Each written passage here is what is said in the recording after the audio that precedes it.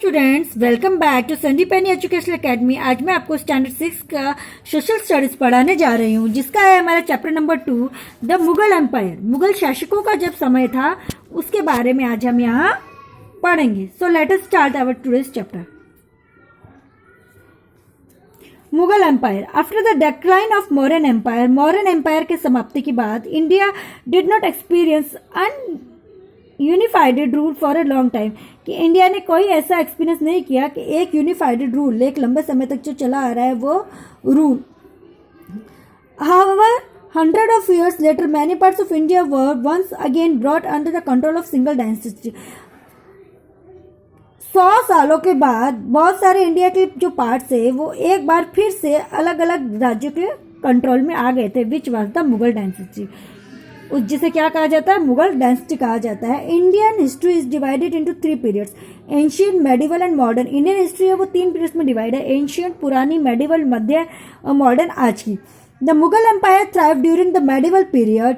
Mughal empire कब आए? Medieval period यानी मध्यम काल जब था तब। The Mughal dynasty was established in 1526। Mughal का मीन्स क्या होता है? Mongol, but Mughals were not Mongolians by origin. Mughals जो ओरिजिन से मंगोल नहीं है, मंगोलियंस नहीं है, लेकिन उसका मतलब मंगोल होता है। The Mughal dynasty was established in 1526। Mughal dynasty की स्थापना कब हुई? 1526 में। And it continued to be power in till 1857। 1857 तक ये पावर में रही। Emperors of Mughal dynasty. Mughal dynasty के एम्परर कौन थे? बाबर, जिनका समय था 1483 से 1530, 1483 to 530 CE, Christ era.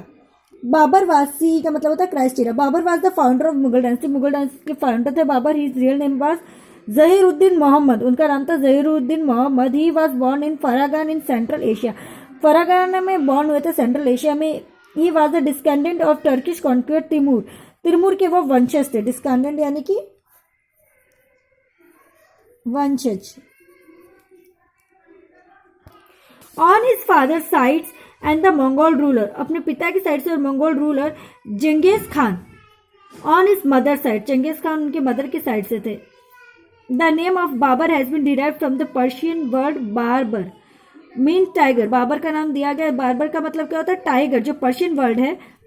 Babar defeated Ibrahim Lodi. Ibrahim Lodi को उसने हराया of the Lodhi dynasty, Lodhi dynasty में, in the first battle of Panipat. Panipat की पहली लड़ाई में 1526 में। एंड द कॉन्क्यूर दिल्ली और आगरा। दिल्ली और आगरा पर अपना अधिकार जमाया। Finally he became the first emperor of Mughal dynasty. फाइनली ये पहले एम्परर बने मुगल डायनेस्टी के। His empire extended from Bihar. Mughal dynasty के ये पहले शासक बने। His empire extended from Bihar. उनका जो राज्य था वो बिहार तक एक्सटेंड था।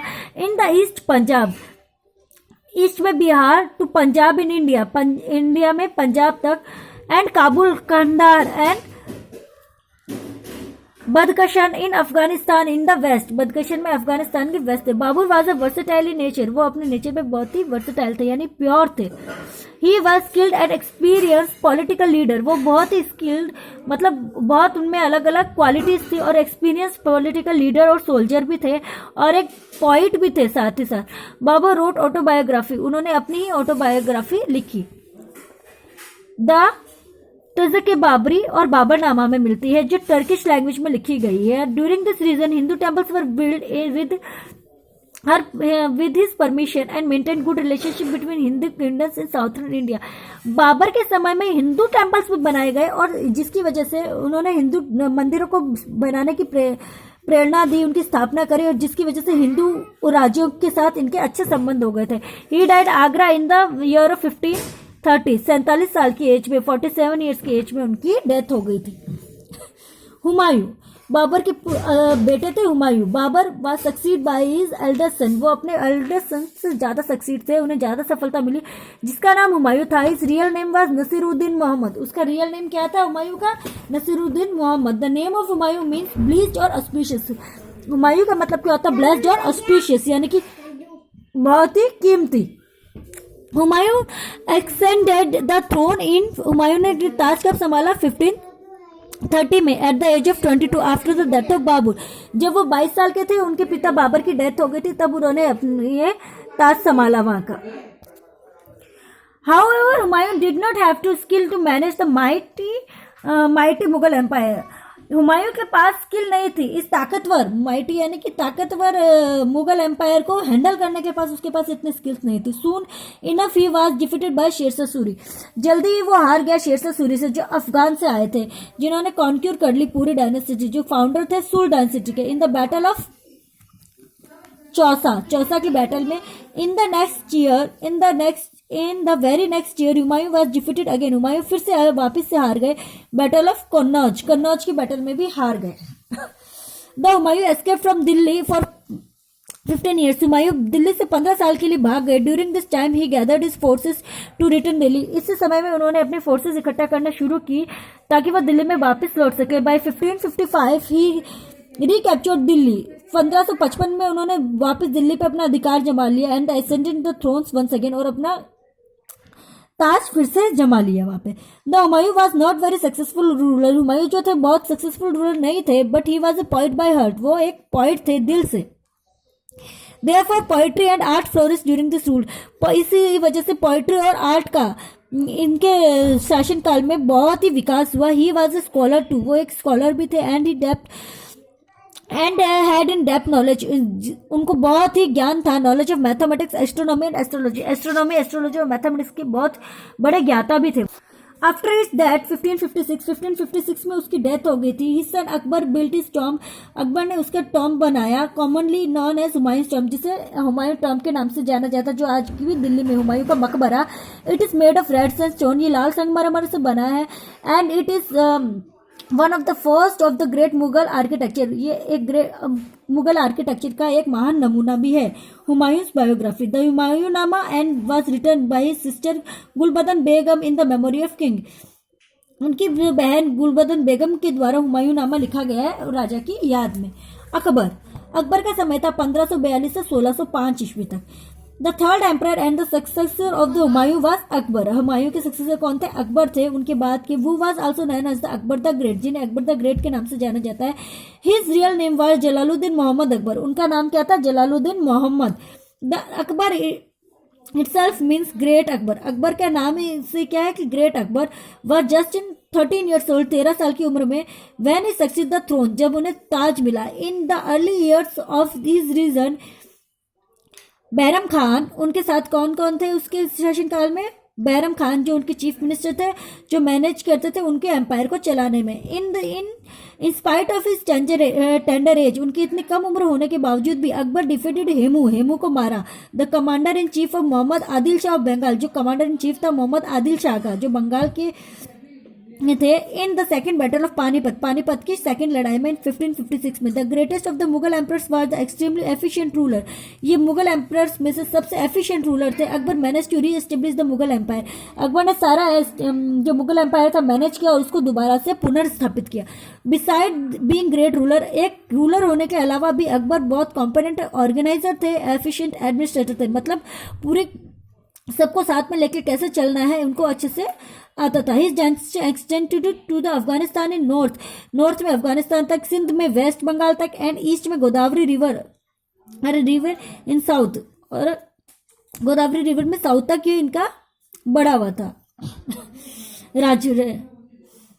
इनका जो राज्य था. In order to maintain unity in his empire अपने राज्य में यूनिटी बनाए रखने के लिए Akbar took mean interest in other religions. Akbar ने दूसरे धर्मों में भी क्या इंटरेस्ट दिखाना शुरू कर दिया. As well as the social customs उनके सामाजिक रीति रिवाज. इन्फ्लुएंस्ड बाय सूफीज्म जैसे कि Sufism a dimension of Islam. Akbar demonstrated religious tolerance by respecting all religions. Akbar किसी भी धर्म की अवहेलना नहीं करते थे बल्कि सभी धर्मों के सम्मान करते थे. In fact he combined good practices for different religions into new religious movement called दीन इलाही जिसकी वजह से उन्हें दीन इलाही की भी उपाधि मिली. मतलब क्या कि वो सभी धर्मों की समान नजर से उनको सभी धर्मों को समान रूप से देखते थे. Akbar also celebrated Hindu festivals. Akbar Hindu festivals भी मनाते थे क्योंकि उनकी जो पत्नी थी बेगम जोधा वो एक हिंदू थी, हिंदू राजपूत थी. festivals like Holi, Diwali, etc. Akbar was tolerant ruler as he never forced non-Muslim to obey Islamic law.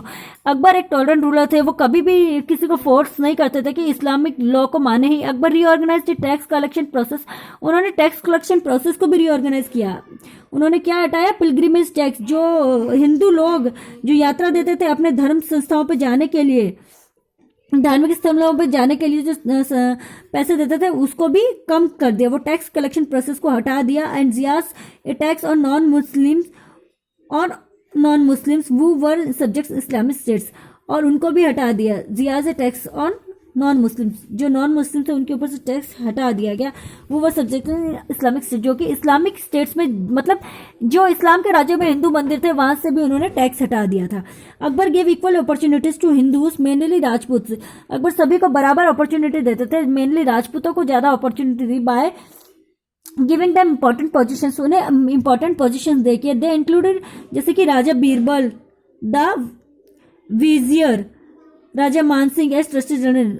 वजीर, राजा बीरबल को वजीर बनाया, मानसिंह को एक जनरल बनाया, and Raja Todarmal the finance minister. Todarmal ji को फाइनेंस मिनिस्टर बनाया. अकबर आल्सो मैरिड है राजपूत प्रिंसेस. राजपूत प्रिंसेस के साथ उन्होंने शादी की जिनका नाम था Jodha Bai, daughter of Raja Bharmal of Amer. Amer के राजा भारमल की जो पुत्री थी. पुराना नाम आम्बेर है, आज का नाम है आमेर है. दो the Akbar was illiterate he was very fond of education. वो उन्हें एजुकेशन से बहुत ही प्यार था, लेकिन वो पढ़े लिखे नहीं थे, इलिटरेट यानी अनपढ़ थे. Art of science, art and science, science से भी. He establish a big library over 24,000 volumes was encourage people to pursue education. उन्होंने एक बहुत बड़ी लाइब्रेरी बनाई. इतने सब वॉल्यूम के साथ, इतनी बड़ी वॉल्यूम के साथ एक लाइब्रेरी बनाई जिसमें कि लोग अलग अलग अपने एजुकेशन को परस्यू कर सके, मतलब अलग अलग भाषाओं के बारे में या अलग अलग चीज़ों की जानकारी ले सके. अकबर पेट्रोनाइज स्कॉलर, वो एक पेट्रोनाइज स्कॉलर थे, पॉइंट थे, पेंटर थे, and musician from the different religious making his court. और म्यूजिशियन अकबर के दरबार में अलग अलग राज दरबारी थे, स्कॉलर से, पॉइट्स भी थे, अलग अलग पॉइट थे, पेंटर थे, म्यूजिशियन थे, अलग अलग धर्मों के जो उसके राज दरबार में थे. At a centre of culture he had a group of 9 talented artist. उसकी ग्रुप था 9 talented artist and scholars in his court like Mian Tansen, जैसे कि मियां तानसेन और Birbal.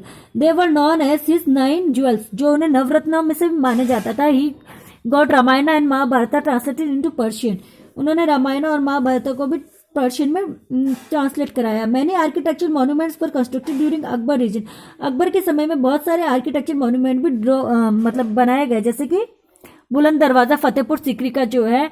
The Agra fort and the city of Fatehpur Sikri are the few examples of architecture of this period.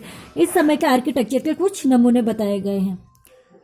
Sheikh Abdul Fazal Ibn Mubarak, Sheikh Abdul Fazal Ibn Mubarak one of the Akbar courtier, जो एक अकबर का राज दरबारी था. वो wrote the history of this region in 3 volume book.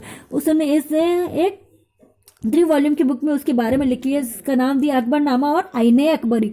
Akbar was died in 1605 and with Akbar 1605 में मर गए थे. And with that came to the end an illustration era rich of art और कल्चर. उसी के साथ साथ इस खूबसूरत जो सदी थी आर्ट की और जो कल्चर का जो भरपूर वो जो समय था उसका अंत हो गया था. Okay, thank you everyone.